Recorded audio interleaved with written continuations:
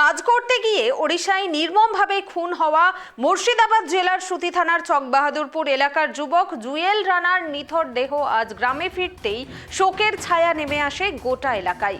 মৃতদেহ গ্রামে ঢুকতেই কান্নায় ভেঙে পড়েন বাবা মা, আত্মীয় স্বজন ও প্রতিবেশীরা। হঠাৎ করেই ছেলের এভাবে ফিরে আসা মানতে পারছেন না পরিবারের কেউই। এলাকা জুড়ে নেমে এসেছে গভীর শোক ও স্তব্ধতা। কাজ করতে গিয়ে ওড়িশায় নির্মমভাবে খুন হন মুর্শিদাবাদ জেলার সুতি থানার চকবাহাদুরপুর এলাকার যুবক জুয়েল রানা। আজ জুয়েল রানার নিথর দেহ গ্রামে ফিরতেই শোকের ছায়া নেমে আসে গোটা এলাকায়। মৃতদেহ গ্রামে ঢুকতেই কান্নায় ভেঙে পড়েন বাবা মা, আত্মীয় স্বজন ও প্রতিবেশীরা। হঠাৎ করেই ছেলের এভাবে ফিরে আসা মানতে পারছেন না পরিবারের কেউই। এলাকা জুড়ে নেমে এসেছে গভীর শোক ও স্তব্ধতা। বিস্তারিত জানবো এই মুহূর্তে আমার সঙ্গে টেলিফোন লাইনে রয়েছেন আমাদের প্রতিনিধি সাগর।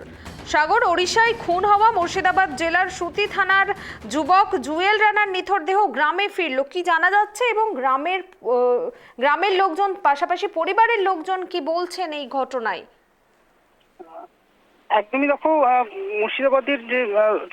মুর্শিদাবাদ থেকে এক যুবক ভিন রাজ্যে কাজে গেছিলেন এবং সেখানে তাকে বাংলাদেশি সন্দেহ হিসাবে তাকে কিন্তু খুন করা হয়েছে, পিটিয়ে এমনটা কিন্তু অভিযোগ করছে তার বাড়ির লোক। এবং সেই তার বিষয় নিয়ে যখন তল্লাশি চালায় পুলিশ, তখন সেই বিষয়ে জানতে পারা যায় যে মুর্শিদাবাদ থেকে যে সমস্ত বাঙালিরা ভিন রাজ্যে কাজে যাচ্ছে তাদেরকে বাংলা ভাষায় কথা বলছে বলে তাদের উপর অত্যাচার করা হচ্ছে এবং তাকে কিন্তু পিটিয়ে খুন করা হয়েছিল। সেই উদ্দেশ্যে তার দেহ যখন আজকে বাড়িতে নিয়ে আসা হয় তারপর থেকে কিন্তু কান্নায় ভেঙে পড়ে। এবং ওখানকার যে বিধায়ক এমানি বিশ্বাস, তিনিও কিন্তু তার বিষয় নিয়ে বলেছেন যে মুর্শিদাবাদ থেকে প্রচুর পরিমাণে পরিযায়ী শ্রমিক বাইরে কাজে যায় এবং তাদেরকে কেন বারংবার হেনস্থা করা হবে, এই নিয়ে কিন্তু একটি দাবিও তিনি জানিয়েছেন মুখ্যমন্ত্রীর কাছে। কিন্তু মুখ্যমন্ত্রী যে বিভিন্ন প্রকল্প গুলো করেছেন যাতে মুর্শিদাবাদের কোনো মানুষ বা পশ্চিমবাংলার কোনো মানুষ যাতে বিভিন্ন রাজ্যে কোনো কাজে না যায়, সেগুলো কিন্তু কোনো রকম কোনো কার্যকর হচ্ছে না, এমনও কিন্তু দাবি তুলেছেন প্রদেশ কংগ্রেস সভাপতি অধীর রঞ্জন চৌধুরীও।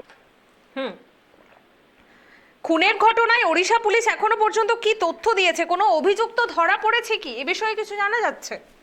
দেখো, তাদের যে জুয়েল রানার সঙ্গে আরো দুইজন ব্যক্তি ছিল, যেখানে একসঙ্গে তারা কাজ করতো, রাজমিস্ত্রি কাজ করছিল। এবং জুয়েল রানা কিন্তু বেশি দিন যায়ও নি সেখানে, কিন্তু সবে মাত্র 5 দিন আগে তিনি বাড়ি থেকে গেছিলেন এবং 5 দিন ওখানে করে কাজ করেছিলেন।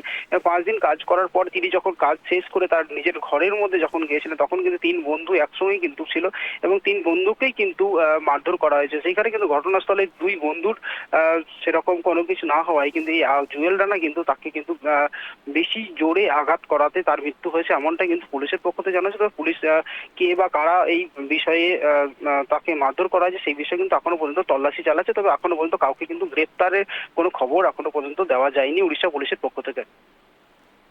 মৃতদেহ ফিরিয়ে আনতে কতটা সহযোগিতা পেয়েছে প্রশাসনের পক্ষ থেকে এই জুয়েল রানার পরিবার?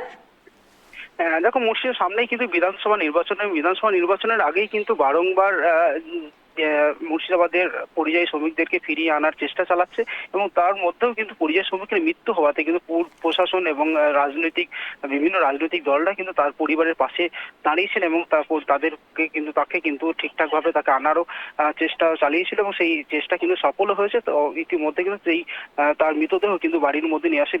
বাড়ি নিয়ে আসার পর থেকে কিন্তু গ্রামের লোক এবং পাশাপাশি পরিবারের লোকজনও কিন্তু কান্নায় ভেঙে পড়েছে এবং সমস্ত রাজনৈতিক দলরাও কিন্তু সেই তার মৃতদেহ দেখতে এসেছেন এবং তার পরিবারের পাশে কিন্তু দাঁড়িয়েছেন। বেশ, ধন্যবাদ সাগর। মুর্শিদাবাদের সুতি থানার চকবাহাদুরপুর এলাকার যুবক জুয়েল রানা ওড়িশায় নির্মমভাবে খুন হন। আজ তার দেহ গ্রামে ফিরল এবং কান্নায় ভেঙে পড়েছেন পরিবার ও গোটা এলাকা। পরিবারের দাবি, জুয়েল বাইরে কাজ করতে গিয়েছিলেন রোজগারের আশায়, কিন্তু কি কারণে কিভাবে এই খুন তা নিয়ে এখনো কোনো রকম স্পষ্ট তথ্য নেই। ভিন রাজ্যে কর্মরত পরিযায়ী শ্রমিকদের নিরাপত্তা নিয়ে নতুন করে প্রশ্ন উঠছে এই ঘটনায়। একজন আমার সুতিওয়ান ব্লকের সোহেল রানা মারা গেছেন, তার ব্যবস্থা আমরা করেছি, তার পরিবারের পাশে আমরা দাঁড়িয়েছি। আর একটা আমার সুতির দপাহাট মধুপুর বলে একটা গ্রাম আছে, সেই গ্রামে তার হাত পা ভেঙে দিয়েছে, মাথা ফাটিয়ে দিয়েছে, সেও এখন হসপিটালাইজ হয়ে আছে। কারণটা কি? বাংলা কথা বলাটাই কারণ, আর কোনো কারণ নাই। ডবল ইঞ্জিনের সরকার সে অত্যাচার চালাচ্ছে, সরকারি পক্ষ থেকে, রাজ্য সরকারের পক্ষ থেকে এটা তো একটা ঘটনা নয়, একের পর এক একাধিক ঘটনা ঘটিয়েছে সে রাজ্যগুলোতে। ব্যবস্থা নেওয়া হচ্ছে। এই বিশেষ করে উড়িষ্যা, আমি যেটুকু জানি আমাদের মুখ্যমন্ত্রী মমতা বন্দ্যোপাধ্যায়ের তত্ত্বাবধানে সেখানে 6 জনকে অলরেডি অ্যারেস্ট করিয়েছে, কেস এফআইআর হয়েছে। তার পরিবারের পাশে আমরা এসেছি, তার পরিবারের পাশে সকলেই আমরা আছি। তো বাংলা ভাষা কথা বললে বাংলাদেশি, এবং আমি আবারও বলছি একটি সম্প্রদায়কে টার্গেট করা হচ্ছে। আমি বলতে সম্প্রদায়কে টার্গেট করেই তাদেরকে মারা হচ্ছে, যাতে করে রাজনৈতিক রুটে শেখা যায়। এইটা বন্ধ করতে হবে। এবারে দায় প্রশাসনের কর্তা হিসাবে নাগরিকদের স্বার্থ সুরক্ষার জন্য দায় মাননীয় মমতা ব্যানার্জিকে নিতে হবে।